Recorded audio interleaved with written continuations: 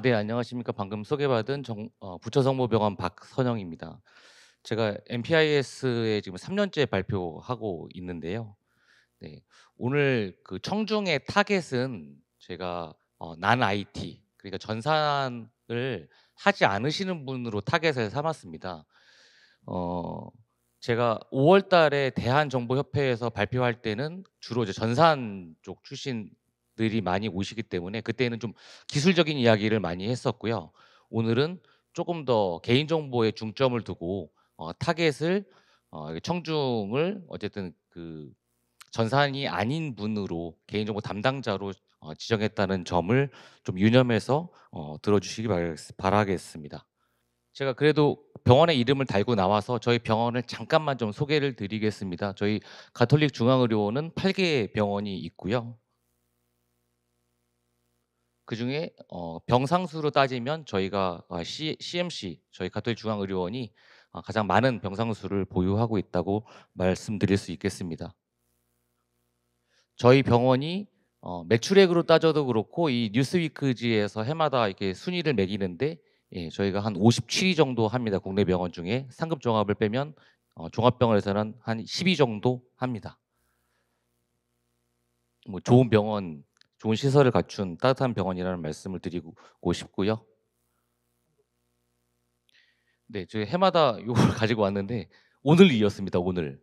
네, 저희가 지금 의정 사태로 조금 이제 단가를 좀 낮춰서 네, 먹었고요.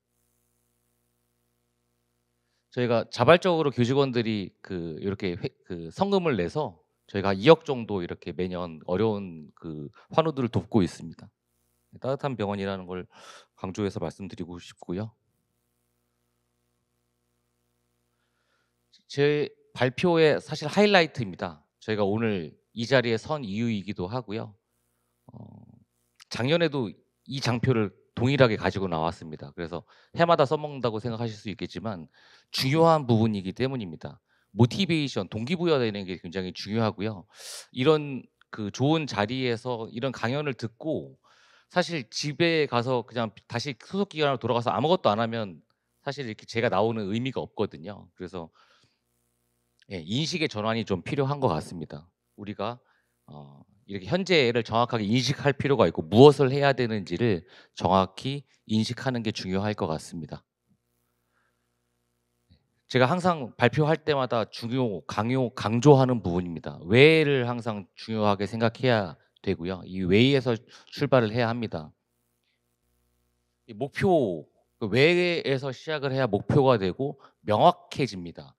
결과적으로는 결과를 내야 하는데 우리가 항상 일을 하다 보면 항상 그 주객이 전도될 경우 하는 경우들이 많거든요. 그래서 항상 왜를 생각을 해야 되고 이게 표지이자 지침, 가이드가 되기 때문에 항상 왜를 생각해야 할 것 같습니다. 제가 기승전결 4 단계로 말씀을 드리도록 하겠습니다. 먼저 현실 부분입니다. 혹시 여기 계신 그 청중들 분 중에 소속 기관 중에서 '나는 인공지능을 하나도 안 쓰고 있다.'라고 쓰시는 기관 손 한번 들어 보시겠어요? 제가 이 발표 자료를 만든 이유인데요. 생각보다 AI가 많이 들어와 있습니다, 병원에. 생각보다 의료기기나 인공지능이 생각보다 많이 들어와 있습니다. 그래서 저도 이거를 3월 달부터 이렇게 준비를 하면서 저도 많이 놀란 부분이고 저도 꽤 찜찜했거든요. 뭔가 좀 대응이 필요한데 얼마나 있을까. 바로메타 지표로 삼을 만한 게 이게 식약처에서 혁신 의료기기 요양급여 여부 평가 가이드라인인데 여기에 현황이 정확히 등재되어 있습니다. 그래서 카테고리 A부터 카테고리 E까지를 나눠져 있는데요. 정리해 보면 이런 것 같습니다. 의사의 업무 프로세스를 개선해 주거나 진단을 보조해 주거나 기존의 고가 의료 행위를 대체해 주거나 판독 활동을 보조해 주는, 결국 굉장히 병원에서의 비싼 자원인 의사를 도와주는 게 굉장히 핵심 포인트라고 할 수 있을 것 같습니다. 이걸 나눠 보면은요. 요렇게 어 업체명이 있고 품목명이 있고 이게 제품 사진까지 요게 다 다운로드 받을 수 있거든요. 그래서 이 자료에 들어가서 다운로드를 받아보면 이 제품들이 이게 등록이 되어 있는데 제가 발표 자료를 보통 이렇게 PPT를 발표할 때는 개요만 가지고 오는데 제가 자세히 써 놓는 이유는 사실 여기서 듣고 이 발표 자료를 다운로드 받아서 다시 소속 기관에서 돌아가셔서 보실 때 다시 리와인드 할 때 다시 상기시키기가 좋거든요. 그래서 꼭 기관에 돌아가서 다시 요런 발표 자료를 다시 돌아보시길 추천드리고요. 요걸 제가 한번 정리를 해 봤습니다. 정리를 해 보니까 뇌경색 이렇게 보통 이제 영상을 갖고 이제 어노테이션 시킨다고 하는데 이 학습을 시켜 가지고 이게 문제가 있다. 암이다. 뭐 폐결핵이다. 폐결절이 있다라는 것들을 진단하는 데 영상에 대한 진단으로도 많이 사용을 하고 요즘의 특이점은 데이터를 갖고 많이 활용을 합니다. 저희 기관에서도 AI 트릭스라는 제품을 사용을 하는데 이게 중환자, 그러니까 병상에 입원한 환자가 중환자로 이런 빠질 확률이 얼마나 되는지, 중환자가 사망의 위험에 빠질 확률이 얼마나 되는지를 이런 아이오, 바이탈 사인 뭐 이런 생체의 기본 정보를 가지고 예측을 하는 거거든요. 그러니까 굉장히 환자 측면에서는 굉장히 밸류, 환자 측면에서 굉장히 유리한 그런 생명을 구할 수 있는 그런 것들을 도와주는 부분들이 있습니다. 그리고 이제 뭐 유방암, 뭐 안질환 주로 이제 영상 진단에 아직은 많긴 한데 점점 데이터가 일반적인 EMR 데이터로 전환하고 있다로 이해하시면 좋을 것 같습니다. 아까 요 전에 이제 키사에서 그 강연 연자가 말씀하셨을 때도 이제 이 키워드를 가지고 왔는데 제가 드리고 싶은 말씀은 이런 부분입니다. AI, 클라우드, 뭐 무경계 점점 이제 좀 패턴이 좀 바뀌고 있거든요. 이제 온프레미스라고 하는 병원 내 전산실에 그런 서버라는 장비, 네트워크라는 장비 이런 장비들만 가지고 있었다고 하면 이게 바깥으로 나가기 시작을 했고 그러니까 통제 범위가 넓어진 거예요. 그러면 우리 입장에서는 좀 더 관리해야 될 범위가 늘어나는 부분이기 때문에 그런 부분들을 잘 변화를 흐름을 좀 따라갈 필요가 있다는 말씀을 드리겠습니다. 자, 한번 넘어가 보겠습니다.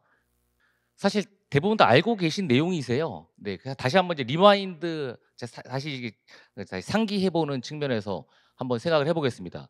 왜냐하면 결국에는 AI 시대가 됐지만 우리가 지켜야 될 것들은 명확하거든요. 개인정보 보호를 해야 되고 어떻게 할 것인지는 사실은 방법은 여기 안에 사실 다 녹여 있습니다. 그래서 우리가 허가된 사용자만 데이터에 접근할 수 있어야 되고 허가된 사용자만 데이터를 수정할 수 있어야 되고 허 허가된 사용자는 언제든지 데이터를 이용할 수 있는 이 기밀성, 무결성, 가용성이 사실 핵심적인 사상이고 핵심적인 방법은 관리적, 물리적, 기술적인 방법입니다. 이 부분을 다시 말씀드리는 이유는 뒤에 설명드릴 가이드라인들을 보면 다 이 틀 안에서 움직이기 때문에 다시 한번 여기에 집중을 할 필요가 있고요. 결국 우리가 개인정보 보호를 어떻게 지킬 것인지 우리 기관의 개인정보를 어떻게 지킬 것인지는 사실 이 방법론에서 기인하고 생각해야 합니다. 자, 법적인 측면에서 다시 정의를 한번 해 보겠습니다. 이 개인정보보호법, OECD 그리고 이제 유럽의 GDPR의 그런 관리 원칙들인데 요런 많은 내용들을 사실 정의해 보면은 정보 주체의 권익 보장에 대한 부분들 그리고 안전성 확보 조치에 대한 부분들 이 두 챕터로 나눠 볼 수 있겠고요. 우리의 개인정보 보호법에는 개인정보의 전주기, 라이프 사이클의 생애, 태어나서 관리하고 소멸될 때까지의 그런 총체적인 주기들을 관리하고 있지 않습니까? 그 항목들이 다 돈으로 치환되어 있죠. 개인정보 보호법에는 벌금으로. 그러면 이제 본격적으로 이제 AI에 대해서 이야기를 해 보도록 하겠습니다. 자, 이 장표를 다시 넣은 이유는 제가 가장 중요하다고 생각하기 때문입니다. 결국에 이 자리에 오신 분들이 아침부터 여기까지 오셔 가지고 하루 종일 이제 들으시면서 힘드시잖아요. 근데 이 자리에 오신 이유는 결국 무엇인가를 담아 가셔야 되는데 저는 인식의 전환이 필요하다고 생각을 합니다. AI를 그냥 누군가 뭐 전산팀에서 지켜주겠지 아니면 뭐 내가 아니고 쓰는 사용자들이 잘하겠지라고 생각하시면 안 될 것 같습니다. 자, 인공지능의 기술에 대해서 한번 살짝 드려보겠습니다. 이게 흐름이거든요, 지금. 이게 재작년에 이제 LLM이 처음 나왔습니다. 챗GPT가 처음 나오고 그다음에 LLM이 나왔는데 학습을 했을 때까지만 데이터가 있으니까 현재 데이터가 빠져 있는 거예요. 그러니까 현재 데이터가 필요하게 현재 날씨, 현재 주가 이런 것들이 필요하니까 검색할 때 증강이 필요했기 때문에 RAG (Retrieval Augmented Generation) 해서 검색에 실시간으로 반영하는 요구가 있어서 재작년에 그 LLM이 처음 나온 해에 그다음 해에 RAG라는 기술이 나왔고요. 그리고 에이전틱 AI MCP로 넘어가는 요 단계들은 주기가 점점 빨라지고 있어요. 그런데 이런 기술에 매몰되기보다는 파도는 계속 몰아치거든요. 기저에 흐르는 이제 해류의 흐름을 봐야 되는데 AI 기술의 흐름은 결국에 보면은 고객의 경험을 극대화하는 측면이 있습니다. 기술이 중요해서 사람이 기술에 종속되는 게 아니고 결국 사용자들이 많이 사용하도록 유도할 수밖에 없거든요. 그렇기 때문에 업체들은 결국에 이것을 활용시켜야 하기 때문에 기술의 발전들이 점점 고객에게 맞춰서 되고 있고 결국에는 사용자들이 편리하게끔 자꾸 변경되고 있는 겁니다. 그래서 에이전트 그러니까 수많은 AI 도구들이 막 서로 이제 연동되기 시작을 했어요. 이게 이제 에이전틱 AI라고 해서 뭐 이렇게 예를 들어 볼 수 있을 것 같습니다. 이제 구글이나 이런 데 검색을 하시잖아요. 그러면 야놀자 이런 데에 숙박업체의 AI하고 이제 뒤에서 조인이 되는 거예요. 두 가지 방향이 있는데 하나는 브라우저에서 통합이 되는 방향이 하나 있고 또 하나는 프로그램으로 통합이 되는 방향 두 가지 방향성이 있습니다. 그래서 결국에는 얘네들이 다 연결된다라는 거를 인식을 할 필요가 있고요. 지금 이제 마지막으로 요새 가장 뜨고 있는 건 이제 MCP라고 하는 건데 이게 이제 모델 컨텍스트 프로토콜 그러니까 모델 AI 모델의 컨텍스트 맥락을 연결하는 표준화를 했다는 이야기예요. 이게 어려운 이야기로 들리실 수 있는데 결국에는 표준화를 하는데 인터페이스 연결하는 걸 표준화한다는 거예요. 이게 무서운 이유는 저 에이전틱 AI는 A라는 업체와 B라는 업체가 서로 그냥 맞추면 되는데 이제 MCP라는 걸 해 가지고 마치 레고 블록을 막 붙이듯이 어떤 거든지 다 붙어지는 거예요. 그러면 이게 나하고 무슨 상관이 돼? 나는 개인정보보호 담당자인데 기술을 하는 사람도 아닌데 이게 나하고 무슨 상관이지? 점점 범위가 넓어진다는 거예요. 그러면 이 넓어지는 걸 가지고 결국 우리가 할 수 있는 건 한계가 있거든요. 개인정보 보호 담당자들이 할 수 있는 건 한계가 있어요. 결국에는 우리 기관에 있는 교직원들을 우리 기관에 있는 구성원들을 이렇게 동기부여시켜 가지고 학습해서 막을 수밖에 없거든요.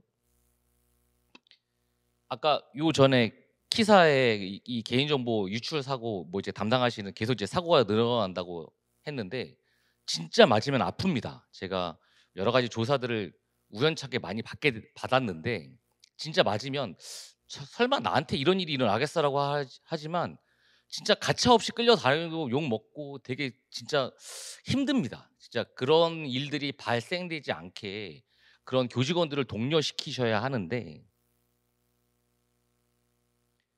요게 제가 이제 한번 정리를 한번 해 봤습니다. 이게 생각보다 가이드라인들이 국가에서 나온 가이드라인들이 좋은 게 굉장히 많습니다. 그래서 여기 이제 QR에 들어가 있거나 아니면 저 링크 주소를 통해서 이게 제가 만든 다 정리한 자료인데 말씀드리는 포인트는 뭐냐면 저 가이드라인들이 한 80 페이지에서 90 페이지 정도 됩니다. 언제 보시겠어요, 이 80 페이지, 90 페이지를. 그래서 제가 저 에버노트에 정리를 해 놓은 게 거기서 핵심적인 것들을 좀 정리해 놨다라고 생각을 하시면 될 것 같고요. 요 발표 자료는 거기서 더 정리했다. 그러니까 이 발표 자료를 이용하시는 방법은 제가 지금 오늘 발표하는 이 자료를 듣고 다시 돌아가서 이 그 이 PPT, 이 PDF 자료를 쭉 다시 한번 훑어보고 다시 여기서 필요한 거 부분을 다시 여기에 정리본을 들어가서 여기서 보시고요. 제가 여기 원문도 다운로드 받을 수 있게 해 놨거든요. 그래서 원문도 다운로드 받아서 보시고 여기에 요렇게 정리되어 있는 색깔의 이제 헤드라인을 쳐 놨는데 요런 부분을 이제 중점적으로 보시면 이렇게 드릴 다운으로 내가 필요한 부분들을 점점 이렇게 더 들어가셔서 보실 수 있으니까 좀 유용하게 이용하실 수 있을 것 같습니다. 그리고 이 발표 자료들 중에 제가 5월 달에 이제 정보보안협회의 그 사이트에 들어가면 거기도 발표 자료를 다운로드 받을 수 있게 해 놨는데 그 자료가 이제 정보부가 전산 쪽에 좀 치우친 부분이고 오늘은 개인정보에 좀 치우친 부분이라고 이해해 주시면 좋을 것 같습니다.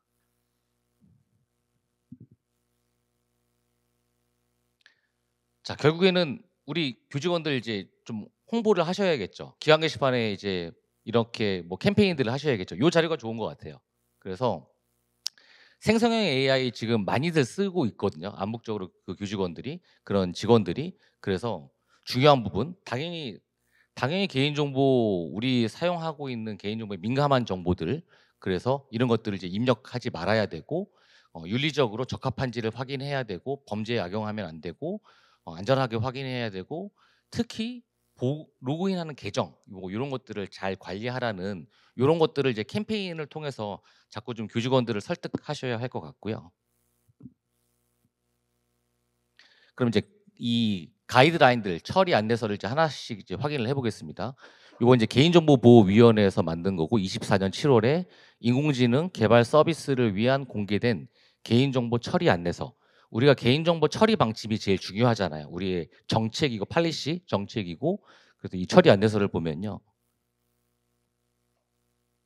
이 안내서의 성격 요게 그러니까 사실 이 자료는 그냥 그 가이드라인을 정리했다고 보시면 되는데 안내서의 성격 요런 것들 요 챕터 형식으로 순서대로 되어 있습니다. 그래서 이 안내서는 법 해석을 하는 기준을 제시한다. 그리고 최소한의 안전성 확보 기준을 제시한다. 그리고 이 AI 그러면 우리가 최소한 학습이라는 게 무엇인지를 좀 이해할 필요가 있는데 이 AI 학습이라는 거는 텍스트, 이미지 이런 정형, 비정형 데이터를 가지고 학습할 수 있는 형식으로 변환해서 구조 패턴을 찾는다. 결국에는 우리가 자연으로 이렇게 이야기하는 거에 그 컨텍스트 맥락을 짚어 가지고 그게 요구하는 걸 찾아서 매칭해 줘야 되잖아요. 그 방법이 토큰화라는 거예요. 이 토큰에 대해서는 다음 장표에 다시 상세히 설명을 드릴 텐데 설명드리도록 하겠습니다. 그리고 이제 법적 성격. 이 AI 학습의 법적 성격은 왜 개인정보보호법이랑 무슨 상관이 있지? 학습을 시키는 게 이 AI 학습이 공개되어 있는 수많은 개인정보를 가지고 학습을 했고 이게 처리에 해당된다 되기 때문에 개인정보 처리법상 처리에 해당되기 때문에 AI로 가지고 개인정보가 유출이 되면 여전히 개인정보보호법의 제재를 받는다. 우리 개인정보 보호 담당자들이 위험하다라는 점을 말씀드릴 수 있을 것 같습니다. 그러면 이 학습이 완료된 AI 모델의 위험성이 무엇이냐? 개인을 식별할 이 학습을 한 정보에도 개인 정보가 포함될 수 있고 암기 리스크, 뭐 프롬프트 공격, 의도적으로 공격을 하거나 아니면 이 개인 정보가 최대한 없는 상태로 배제해서 이게 나누어서 쪼개서 데이터들이 들어가 있는데 우리 개인 정보에 그 식별되는 것들이 합쳐지면은 제일 위험하잖아요.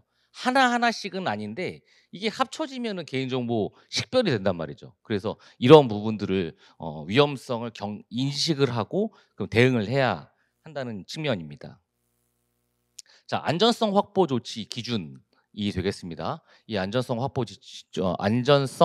조치에 대한 기준은 이제 그 기업에서 병원에서 이 AI를 이제 활용하게 되는데 여기에 가장 어 깊게 생각을 하셔야 될 부분은 오픈 소스라는 겁니다.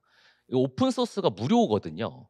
무료이다 보니 여기에 해커들이 악의적으로 심어서 유출이 될 가능성이 너무 많아요. 그래서 오픈 소스는 한 번 더 출처를 검증을 하고 확인을 해야 된다는 측면을 뭐 물론 이제 도입하는 그런 그러니까 우리가 이거를 실제 검증을 하는 것들을 어떤 잣대로 봐야 되냐 하면 AI를 이렇게 그 시약처에서 통과되었지만 너네가 정말 그렇게 이렇게 안전성을 확보했느냐 오픈 소스들이 문제가 없는지 이런 것들을 물어봐야 된다는 거예요. 네. 그리고 이제 관리적 우리가 아까 기술적 관리 이제 관물기 기술적 관리적 조치들을 해야 되는데 그래서 이제 아까 앞에서 발표했었던 팀에서도 이제 레드팀 해 가지고 전문가들의 도움을 받아야 된단 말이죠. 기술 발전이 너무 빠르기 때문에 우리가 AI를 다 할 수가 없어요. 이게 뭐 지금 공부해서 하기는 어렵잖아요. 그러니까 외부 전문가들의 도움을 받아야 된다는 거고 저는 특히 이 부분을 말씀드리고 싶은데 결국에는 정보 보안은 식별해서 권한 관리거든요. 계정들의 비밀번호와 뭐 이런 것들을 관리해서 결국에는 내 권한을 뺏어서 이런 것들이 문제가 발생되기 때문에 그 권한 관리를 굉장히 중점적으로 생각을 하셔야 할 것 같습니다.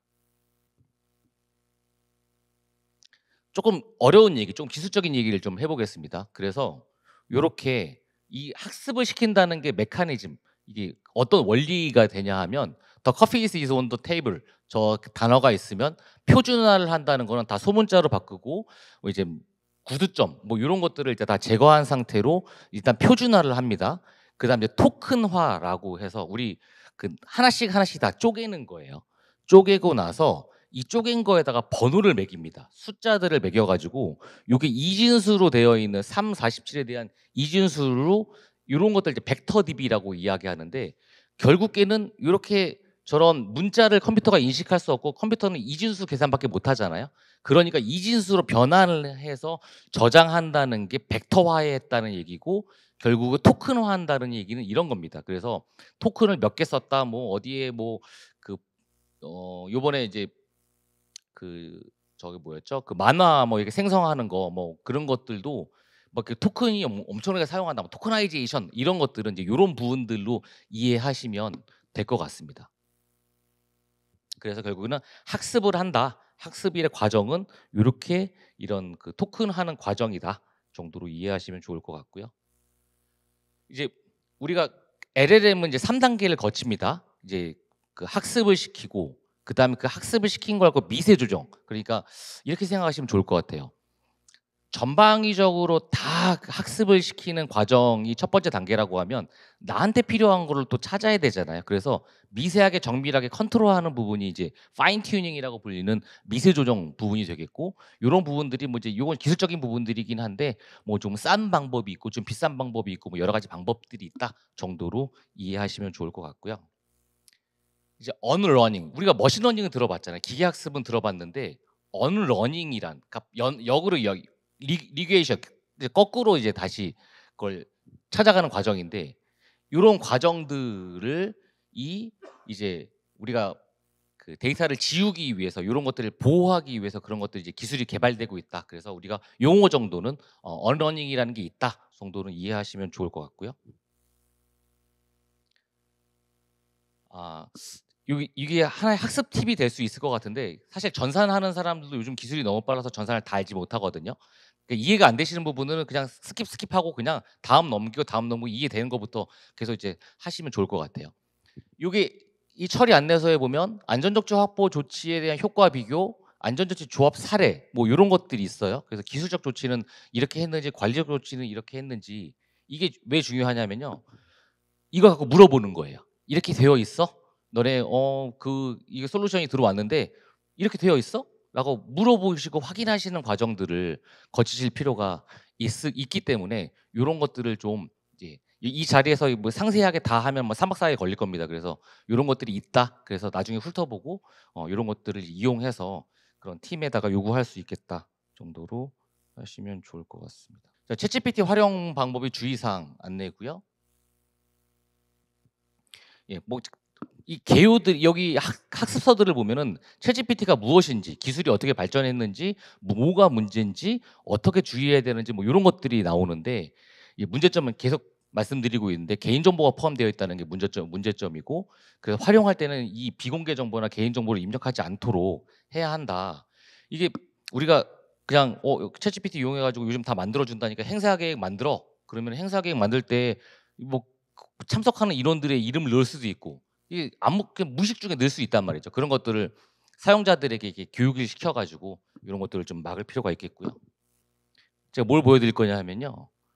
요즘 재미난 이제 안녕하세요. AI 오늘 툴이에요. 이거 저희가 무료거든요. 노트북 LM이라는 툴인데, 요게 노트북 구글에 들어가시면 여기다가 제가 만들어 놓은 이 PDF, 여기 지금 공개되어 있는 PDF를 그냥 올린 거예요. 여기다 올려 가지고 저렇게 생성 누르면 끝입니다. 이거 노트북 LM 들어가서 회원가입도 필요 없어요. 그냥 구글로 들어가시면 그게 무료거든요. 그러면 이게 어떻게 바뀌냐 하면요. 제가 5분 짜리 팟캐스트로 지금 오면서 만든 거거든요. 예. 한번 들어보시죠. 네. 안녕하세요. 오늘 저희가 음 같이 들여다볼 요약 내용은 제가 지금 말씀드릴 것들을 5분 내에 인공지능, 요약했다 정도 이해하시면 될 AI가 것 같아요. 우리 생활 속에 얼마나 깊숙이 들어왔는지, 그리고 이게 가져오는 위험들, 특히 당신의 개인정보 보호와 관련된 문제입니다. 네, 반갑습니다. AI, 특히 뭐 LLM 같은 거대 언어 모델이 발전하면서 있잖아요. 정말 많은 데이터를 쓰게 되거든요. 그렇죠. 데이터 없이는 AI가 돌아가질 않으니까요. 맞습니다. 그런데 이 과정에서 과연 당신의 개인정보는 안전할까? 이 질문이 정말 중요해졌어요.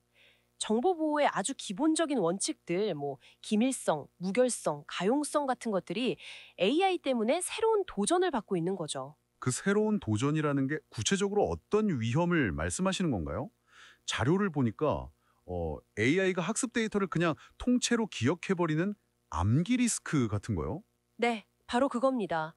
또 특정 질문, 그러니까 프롬프트를 잘 만들면 숨겨둔 민감 정보가 나올 수도 있다는 문제도 있고요. 아하, 그게 기밀성이나 무결성을 직접적으로 위협하는 거군요. 정확해요. 모델이 개인식별 정보 같은 걸 이제 기억했다가 나중에 예를 들어서 행사교육 어떻게 해야 할까요? 자료 결론 부분이 좀 인상 깊었는데 의외로 기본적인 걸 강조하더라고요. 맞아요. 저도 그 부분이 되게 인상 깊었습니다. 기본으로 돌아가자. Back to the basic. 네, back to the basic. 네, AI라는 최첨단 기술의 위험을 얘기하면서도 결국엔 뭐 비밀번호 관리 잘하고 이게 되게 놀라운데요. 그러니까 이게 지금 제가 PDF를 놓고 뭐 텍스트 넣은 거를 지가 글만 만들어요. 이게 다 맞진 않거든요. 제가 이걸 보여드리는 이유는 기관에서 저처럼 재미없게 이야기하는 것보다는 이렇게 뭔가 발표할 때 이렇게 구성원들한테 "들어봐라." 그냥 이렇게 골치 아프게 보지 말고 그렇게 쓰실 수 있기 때문에 이걸 AI로 이용하실 수 있다는 거고요. 제가 아까 발표 자료 만들 때 PPT에 이렇게 뭐 이 도식화 뭐 이런 거 만들 때도 AI 갖고 만들면은 금방 만들어집니다. 이게 뭔가 완전히 다 만들어 주는 게 아니고 도식화하면은 이게 만들어지고 냅킨이라는 그런 것들을 통해 가지고 그러니까 AI를 우리가 효율적으로 이용해야 되고 동반자라고 생각을 해야 할 것 같아요. 그래서 그런 점들을 부각해서 말씀드리고 싶고요. 네. 요 AI 프라이버시 리스크는 그냥 다음 넘어가겠습니다. 그냥 여태까지 들으신 걸 가지고 충분히 보실 수 있게 사실 제가 만들어 놨고요. 예. 뭐 요런 것들이 딱 직관적으로 보실 수 있게 가이드라인이 잘 만들어져 있기 때문에 저는 이제 소개해 드리는 거라고 이해해 주시면 좋을 것 같고요. 자, 결어 대응 전략입니다. 자, 끊임없이 이것도 작년에 발표 자료 그대로거든요. 자, 끊임없이 신기술이 발전하는 거를 정확하게 그 기술이 무엇인지는 알지 못하더라도 대강 걔가 용어는 들어봤어. '아 이거를 뭐는 해야겠어.' 정도는 이해하실 필요가 있고 기관 내부에서 일어나는 일들을 좀 주의 깊게 보실 필요가 있고 제가 다시 강조해서 제가 작년에 요 주제를 갖고 왔는데 결국에는 인공지능 뭐 새로운 거라고 이렇게 뭐 클라우드 막 외부 다른 것 같지만 결국에는 서버 네트워크 인프라는 동일하거든요. 그러면 결국에는 서버에 접속을 해야 되고 접속하는데 계정 관리를 잘하고 있는지 사용자들의 비밀번호를 잘 관리하고 있는지 이런 점들을 잘 관리하시는 게 이 개인정보 유출 사고가 아까도 그 기사에서 발표하신 걸 보시면 아시겠지만 정말 어이없는 걸로 발생이 되거든요. 요번에 SKT 사고 다들 경각심이 갖춰지시잖아요. 이제 기사에서 과징금을 때리는 게 중요하지 않아요. 기업의 존망을 할 수 있거든요. 만약에 지금 여기 계신 소속 기관에서 만약에 뭐가 털렸어요, 민감 정보가. 그러면 이미지 마녀사냥되는 거 순식간일 것 같습니다. 이제는 병원 문을 닫아야 될 수도 있는 상황에 직면해 있는 게 사실 우리의 현실이기 때문에 이제 비밀번호 변경 뭐 이런 것들을 교직원들이 그냥 "조금 해 주세요."가 아니에요. 이제는 사생결단으로 막아야 할 지금 뭐 시점이 온 것 같습니다. 이게 또 SKT가 또 좋은 우리한테 반면 교사로 삼을 수 있는 부분인 것 같고요. 네. 결국 마지막으로 말씀드리지만 지금은 아무것도 믿지 못합니다. 아무것도 믿지 못하지만 잘 구간들에 그러니까 이게 결국에는 요 서플라이 체인들 이 공급망 체계에서 이렇게 연계되는 과정에 허점들이 항상 발생을 하거든요. 신의료 기술도 보안 인증 다 했지만 그게 서버에 병원에 들어올 때 그 서버에는 과연 비밀번호를 제대로 심었을까를 한번 생각해 볼 필요가 있어요. 우리가 약간 시험을 볼 때는 뭐 ISMS 인증받고 뭐 시험을 볼 때는 되게 그 시험에 초점이 되어 있는데 생각보다 허술한 부분들이 뒤에 제가 조심스러운 얘기이긴 하지만 네 어쨌든 그런 부분들이 항상 주의 깊게 여기 이제 그 개인정보 담당자들과 이제 전산 담당자들, 업체 의료기기 담당자들이 이제는 하나로 머리를 맞대고 같이 그런 대응 체계를 갖추면 좋을 것 같습니다. 예, 이상 마치겠습니다.